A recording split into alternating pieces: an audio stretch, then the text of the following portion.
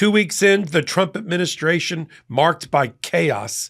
And now we've got a profile in courage where even Republicans that Donald Trump just appointed to do his work for him have said enough, have refused, and are being taken out in the back and removed from their office as a result. Mark Hobson, the latest profile in courage, who was just appointed to be, by Donald Trump, the chief of staff for USAID, okay, that organization that is responsible for not only alleviating poverty and disease around the world, but also promoting U.S. economic interests.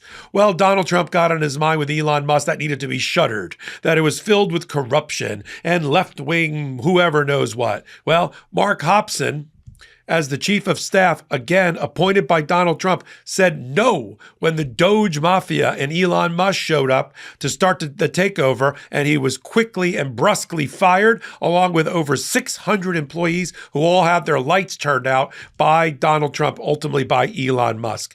And you're on the MeidasTouch Network and Legal AF. I just did a profile in Courage just last week about one of the inspectors general who they had to pull out kicking and screaming, and I mean that in a dignified way, in order to oppose Donald Trump. And now we've got Mark Hobson, who said enough is enough. Now, Marco Rubio stepped into it as the Secretary of State, and he said, well, I'm the acting director now of USAID. It'll be merged in the State Department. It'll remain some sort of humanitarian aid. This is a gift to the Russians and the Chinese. I think every other hot take I've done on MeidasTouch or on Legal AF, the YouTube channel, I've said we are forcing allies and people around the world to move into the welcoming arms of the Chinese and the Russians, who are more than willing to accept these people. Every time we turn down aid, every time we turn down some sort of alleviation of poverty, of disease, of famine, if we don't do it, the Chinese will. And where do you think those people's interests are now aligned? With our enemies, right? That's just a gift. There must be an office in China and in the Russian government that's just about what are the organizations and funding that Donald Trump has turned off so that they can step in and turn it on and be the hero in those people's minds. That's why the African continent is oriented more towards Russia and China than it is North America and the United States. Donald Trump just got in. I mean, you'd think he didn't pay the bills. I mean, this is like somebody showing up and you find out the water doesn't work, the electric's been turned off, the gas has been turned off. How do you get it all turned back on? Donald Trump walks in, he says, let's shut off funding to U.S. domestic programs, all those entitlement programs people rely on, Medicare, Medicaid, food stamps, disability checks, turn those off. Turn off all the payments made to states to run their government programs using federal funding. Turn that off. Take the U.S. out of the U.S. economy. On top of that, let's pull ourselves out of all of the treaties and World Health Organization and organizations that require us to spend any money to alleviate disaster, poverty, and other problems abroad.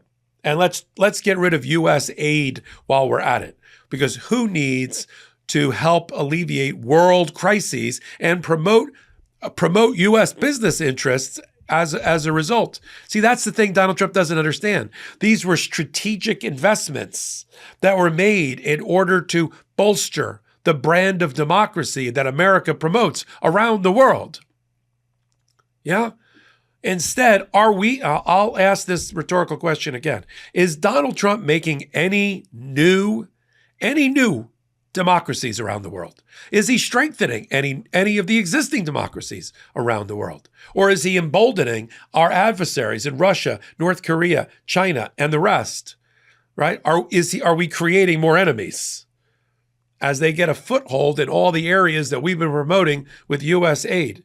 Is there corruption in USAID? I don't know. They had an attorney general atop USAID forever and at the State Department. If there was mass corruption, which Elon Musk, who has no basis, been outside the government his whole life, if it was really true, wouldn't they have rooted it out instead of Donald Trump rooting out the inspectors general?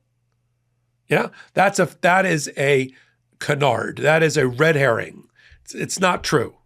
Whatever they call fraud everywhere. in order to get their hands inside of there and root out something that doesn't exist. Let me tell you, if there's a surefire way to wake up feeling fresh after a night of drinking, it's with pre-alcohol. Z-Biotic's pre-alcohol probiotic drink is the world's first genetically engineered probiotic. It was invented by PhD scientists to tackle rough mornings after drinking. And here's how it works. When you drink, alcohol gets converted into a toxic byproduct in the gut. It's this byproduct, not dehydration, that's to blame for your rough next day. Pre-alcohol produces an enzyme to break this byproduct down. Just remember to make pre-alcohol your first drink of the night. Drink responsibly and you'll feel your best tomorrow. So I first gave pre-alcohol a try when I was visiting Miami for a conference, and let's just say they put the open in open bar. I drank it before my first scotch and soda, and you wouldn't believe how on top of my game I felt the very next morning. With pre-alcohol, I can stay on track and not let winter travel in celebrations like Valentine's Day, the Super Bowl, and Mardi Gras throw me off course. Go to zbiotics.com/legalaf to learn more and get 15% off your first order when you use LegalAF at checkout.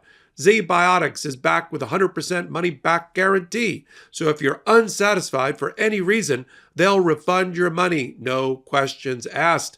Remember to head to zbiotics.com/legalaf and use the code LegalAF at checkout for 15% off. USAID is less than 1% of our federal budget. And look at the good it was doing. Now 120 countries are hanging by a thread, right? Because we cut off aid like that. No time to plan, no time to organize. It's not even like a sundown program. Like, let's do this over time to ameliorate the harm to the people that are already disadvantaged and underprivileged. Nope, that's not Donald Trump's approach. Turn off the American spigots. Turn over all the money to corporate America through the use of tax cuts. Yeah? So the inhumane set of policies that we're watching Donald Trump do, including this one, and his failure to recognize the impact of the U.S. economy. Because for every aid, for every 50 billion, $100 billion of aid, there is an American contractor behind it. There's an American manufacturer, distributor, or supplier behind it, I assure you. So the entire aid supply economy, which is U.S.-based, is wrecked because of Donald Trump, which means American jobs and he's wrecked another aspect of the American economy because he doesn't understand how it hums or what makes it hum. So you got that going on at the last minute. Who campaigned on this? He campaigned on this? I would have heard it, So you've got the total disarray. NGOs, non-governmental organizations like the Red Cross and other organizations are not going to be able to pick up the slack. What's Donald Trump think? Private sector is going to step in here?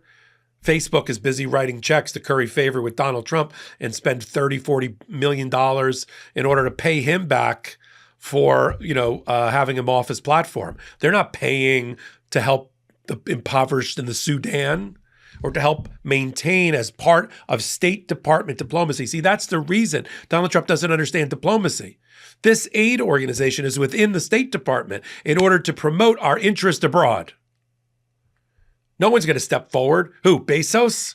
He's going to have a slightly smaller yacht next year, and he's going to use that money to go help the impoverished, the disadvantaged, the famine relief. I don't see that. The only person I've ever seen ever try to do anything like that is Bill Gates, and he's strangely quiet these days. So Mark Hobson, joining the pantheon of heroes who stood up to Donald Trump, even at great personal and professional sacrifice, to stop Elon Musk from taking over at DOGE. We saw a version of it, in the Treasury Department with the guy that was responsible for all the payment systems. He just retired, though. He's like, I'm out. You want to give Elon Musk, who's unconfirmed by the Senate, access to how Americans get $4 trillion worth of payments? I'm out. But Hobson stayed, made a record, got dismissed and dispatched, never heard of again. I feel like I'm living in China. They took him in the back and shot him for all I know. Rhetorically. So I'm going to continue to follow it all right here on the MeidasTouch Network and on Legal AF. Subscribe to both places. We're building both things together collaboratively at the intersection of law and politics. And I'll continue to follow it all right here. So until my next reporting, I'm Michael Popok. In collaboration with the MeidasTouch Network, we just launched the Legal AF YouTube channel. Help us build this pro-democracy channel where I'll be curating the top stories at the intersection of law and politics. Go to YouTube now and free subscribe at Legal AF MTN. That's at Legal AF MTN.